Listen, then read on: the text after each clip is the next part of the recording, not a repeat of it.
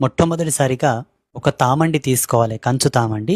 బియ్యపు పిండి, ఆవు పాలు, నల్ల ఉమ్మెత్త ఆకులు లేదా తమలపాకులు, అగరవత్తులు, నువ్వుల నూనె, అలాగే పసుపు, కుంకుమ, నవధాన్యాలు, నల్ల నువ్వులు, అక్షింతలు, కుంకుమలో ముంచినటువంటి ఎర్రటి వత్తులు 2.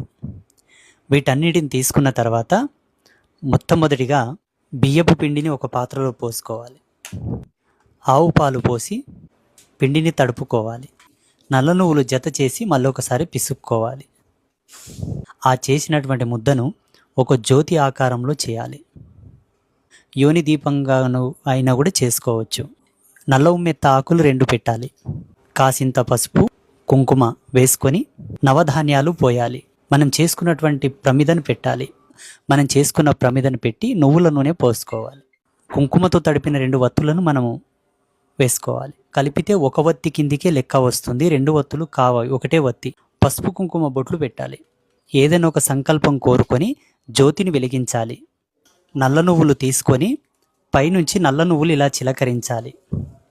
అగరవత్తులు వెలిగించిన తర్వాత జ్యోతి చుట్టూ 5 సార్లు తిప్పి పక్కన అగరవత్తులు పెట్టుకొని తర్వాత అక్షింతలు తీసుకొని మనసులో ఏదైనా ఒక కోరిక కోరుకొని అక్షింతలు వేసి మనసు పూర్తిగా శిరస్సు వంచి నమస్కారం